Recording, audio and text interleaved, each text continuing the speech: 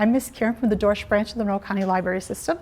And this month on Dorsch Discovers Downtown, we're going to Integrative Sustainable Movement, formerly known as Mind Body Balance, and talk to Kimberly Searl, who is the owner of the place. And just a little bit of background about her and her business. She has a Master's of Science degree in yoga therapy.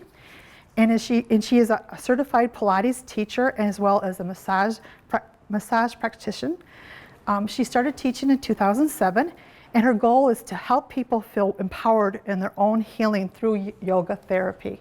So come with me and let's go visit Kim and find out everything you know about yoga. Come this way.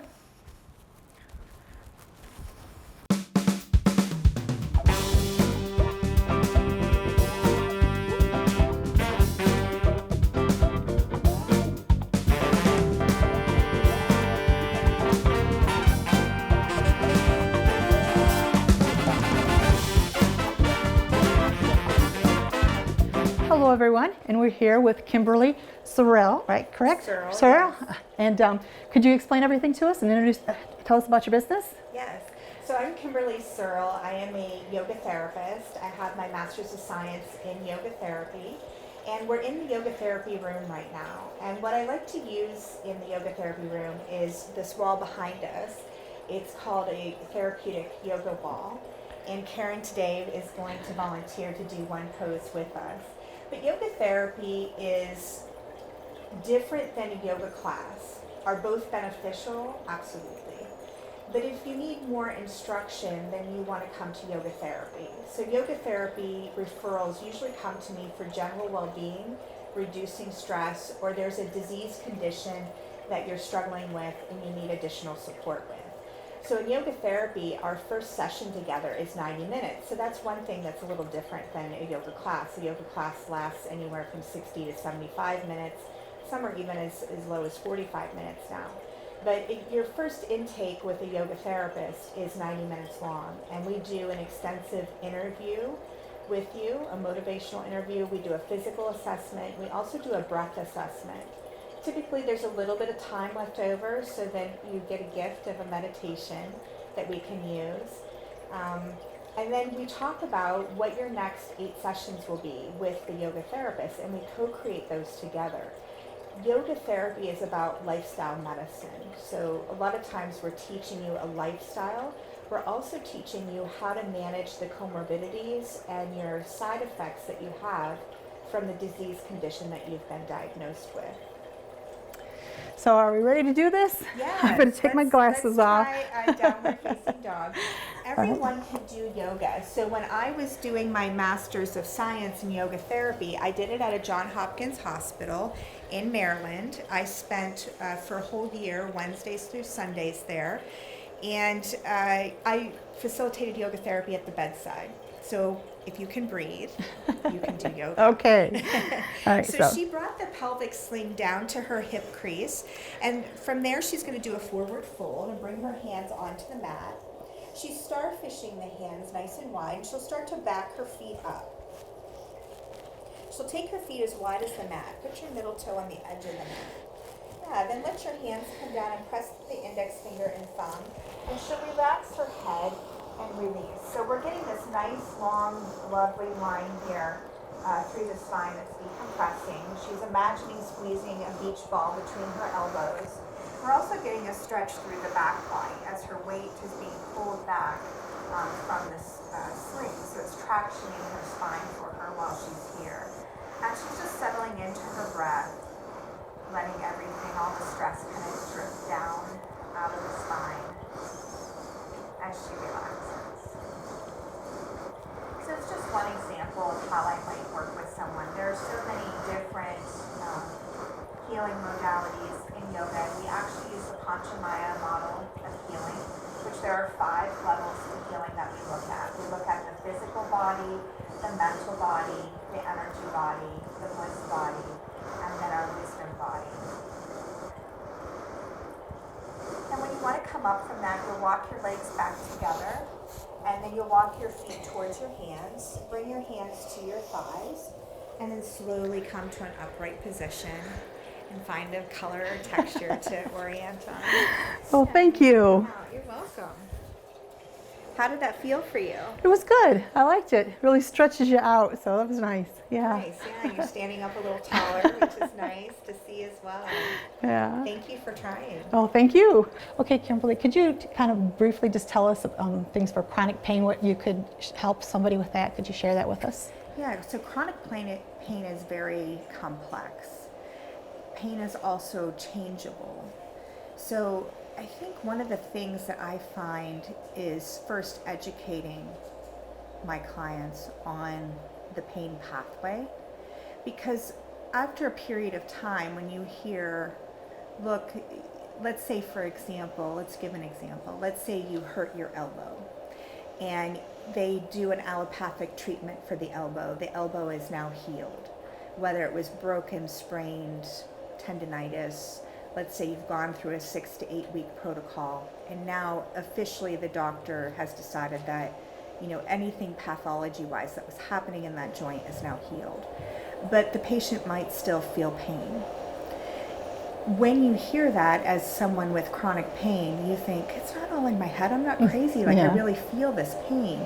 But what's happened is in our nervous system, some of the gates, let's say, for example, in your neural pathways, has been left open. So you're hypersensitive to pain. So yoga therapy is going to work with you to work on that nervous system so that you first understand, like if I ask you today, what does your nervous system feel like? You might look at me with a blank stare and be like, I know. Feels like. But you can learn techniques through mindfulness, through yoga therapy practices, to be able to negotiate that and have a felt sense of what's happening in your nervous system. So just be more aware of your body. Yeah, so you're going to become aware of your body, your breath. Sometimes when we get hurt, we're hypersensitive, we go into a protective state, so then we have bracing that we do with our muscles that creates pain.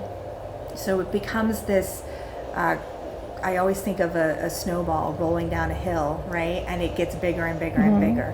And that kind of happens with that whole pain scenario, is that it just snowballs and the person becomes more and more uncomfortable, the suffering increases, unless we can get in there and start to teach them some techniques to manage the pain, to understand their nervous system, and to start to work with the body. Yeah, because I'm assuming that if you have a pain and then you kind of like almost favor that, and then there's other aches and pains that go along with it, then that you kind of bring it on that way. Yeah, and when someone comes to me with pain, I never, even if they're like, the pain is here, I look above or below or off to the side, because usually where the felt sense of pain isn't always the point of cause, right? It's not the root cause for where the pain's coming from. Okay. Yeah, so I think it's really understanding pain. Okay. And I feel bad because, for example, I do some research with chronic pelvic pain, and for women, it takes sometimes 5 or 6 years to be diagnosed, to do the deductive reasoning down to this is chronic pelvic pain. And I started my research with that mainly for females, because female research is underdone. And sometimes when we're doing female research, we do it on a male anatomy, not even a female anatomy. But I had some men come forward and say, but I don't like to go to a female wellness center, and they had some prostate issues, prostate cancer and things of this nature that left their pelvic floor disrupted. And so I've taken some men in and done the same protocol that I would do for women, and they have had success with it as well. Wonderful. So it was really nice for me to hear from a male perspective that they don't always feel comfortable going to a female pelvic floor clinic for treatment. I know I read about on your website that you also have a therapy for autism for children. I do, okay. Yes. So part of my thesis for my master's degree was to do a study design for youth with high functioning autism. I did that study design, and I'm looking for a behavioral scientist that would maybe want to partner with me to do a yoga therapy study design. That study design calls for 12 participants. to participate, and actually 24 participants if I want to have a control study.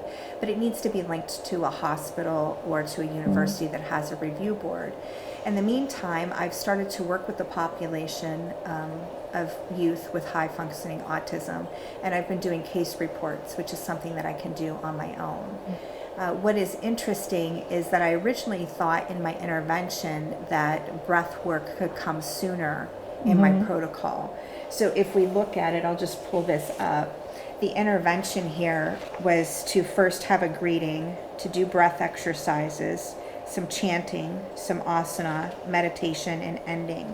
What I found quickly in working with individuals on the spectrum is that they have a very shallow, rapid breath with some holds.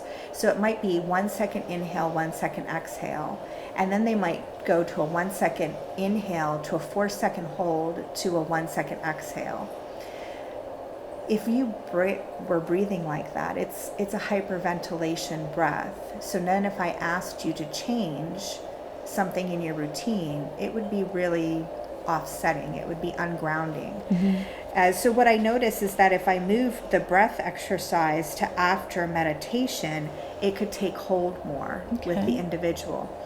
In doing that, this particular person here, on this poster, the family has allowed me to really dive into their family unit, which takes so much courage. And I'm always so grateful for that.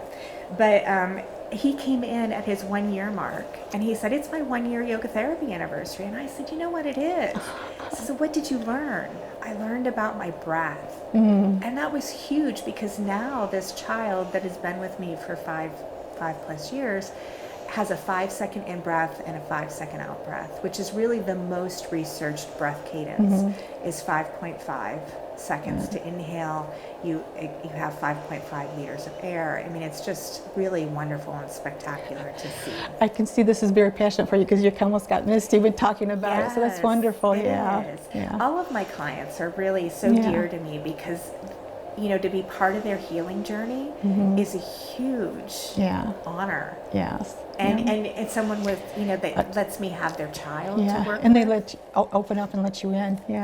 Which is huge, Yes. really huge. Yeah.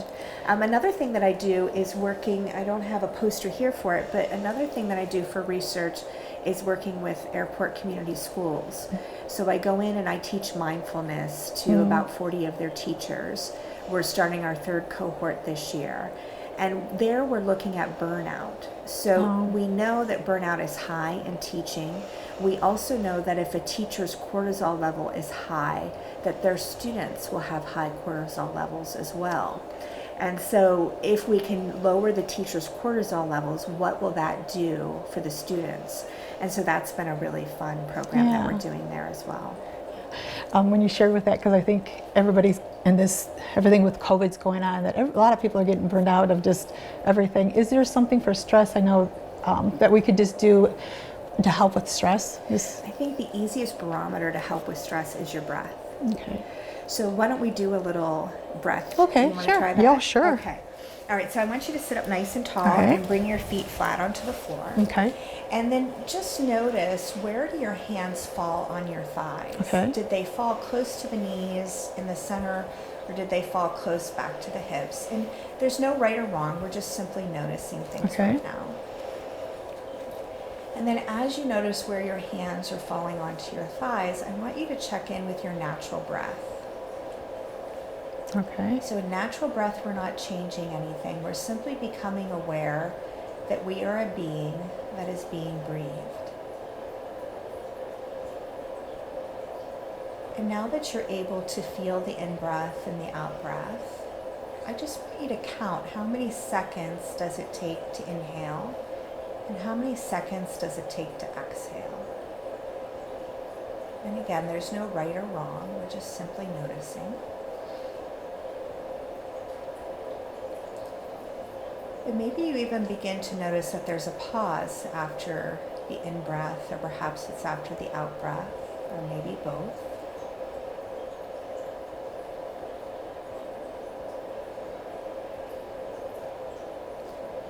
And then notice the coolness of the in-breath. It's cool as it enters through the nostrils. And then in the warmth of the out-breath as it comes across the upper lip. Because the air does warm while it's in our body. And as it comes across the upper lip, we can feel that warmth.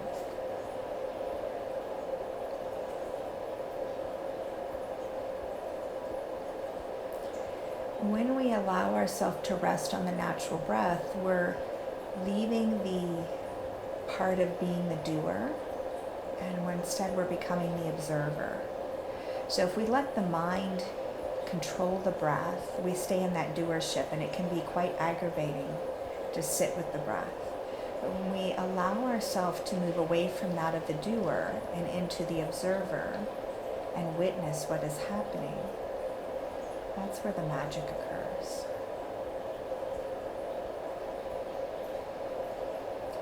So now I want you had those seconds of how many seconds you took an inhale and how many seconds you took the exhale. I want you to lengthen your exhale by 2 counts. So let's say your exhale was a 4 count. See if you can make it go to 6 counts.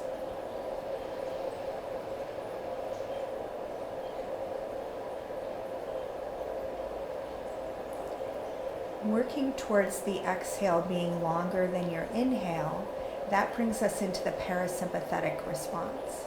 And that's your rest and relaxation response.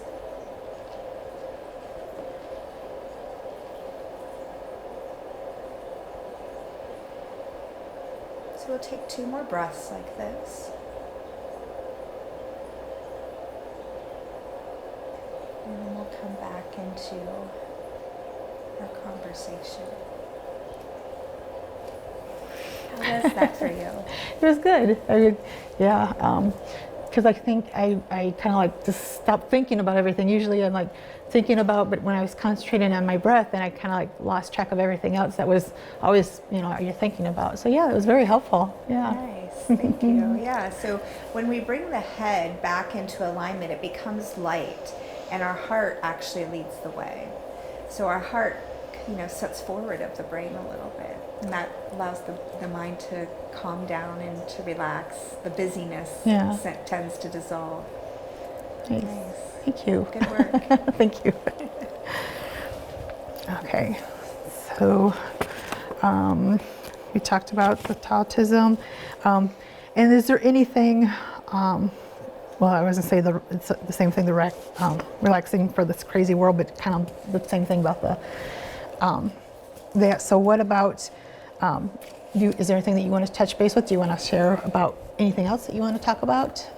We can head up to the Pilates room if you'd like, and we can have a conversation up there. So what you are on is called a reformer. Joseph Pilates is the person who invented contrology. Contrology means the complete coordination of body, mind, and spirit. After his passing, someone trademarked the word contrology. It became known as Pilates, which is his last name.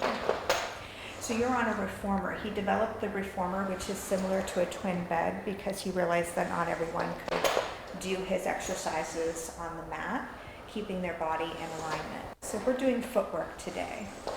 So you're on the balls of the feet. The next time that you close the reformer, we'll come to your arches. I'm just going to lift it up. And you wrap your feet around the foot bar like you're a bird on a perch. And then you press out. And you look for that stretch in your belly that we found earlier. And then you bend your knees in. So the reformer, or Pilates, works on musculoskeletal systems. I'm basically teaching you how to organize your bones and keep your bones organized in different shapes and gravity, which helps you with strength in your core and your powerhouse. It also helps you with flexibility. So every time the spring is stretched like it is here, you're stretching your body. And because you're slowing down the recoil of how fast the spring comes together, you're getting strength. Let's come to heels. Because your hands and feet are touching something too, it makes it a closed chain exercise, where yoga typically is an open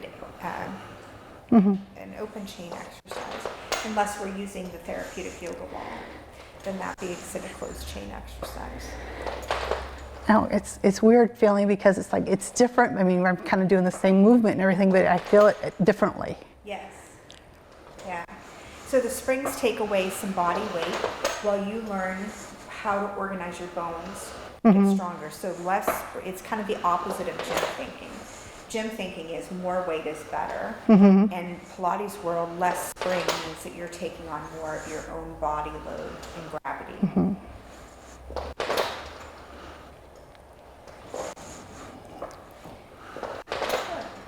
And then you'll go ahead and come all the way up. So you'll bring your legs over to the side. And usually Pilates lessons are 55 minutes long. Okay. Okay? All right, well, let's have a seat up here. So Karen, it's been lovely hanging out with Thank you this so much. afternoon. Yeah. We are a therapeutic movement studio, so my aim or my passion is to inspire and nurture the human soul through therapeutic movement, which is how we got our business name, Integrative Sustainable Movement. I believe in integrative care. We know that it takes 2 to 3 different modalities to actually change statistically that health barometer needle for an individual. We know that we need movement. We're made to be moving beings, so we want to do movement that's sustainable. We don't want to do movement that wears our body out really quickly, right? So integrative, sustainable, and movement, because we are moving beings. And even when we're working with the mind's job is to create a bunch of thoughts, to have activities, but it doesn't mean that every thought we have is true. It's not who we are at our essence of our core. So integrative, sustainable movement, that's what we're about. We're about in a by appointment only studio. Because we prepare for every single client. So we're not just a drop-in, kind of like you do at your local gym.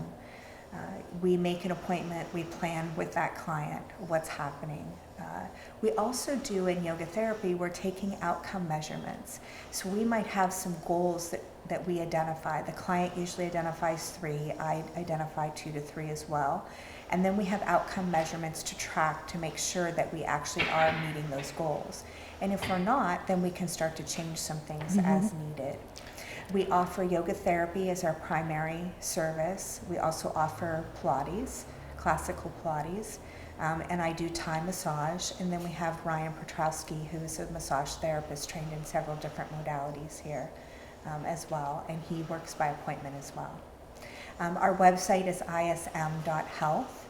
At ism.health, you can see things from our YouTube channel, a blog. We have on-demand learning.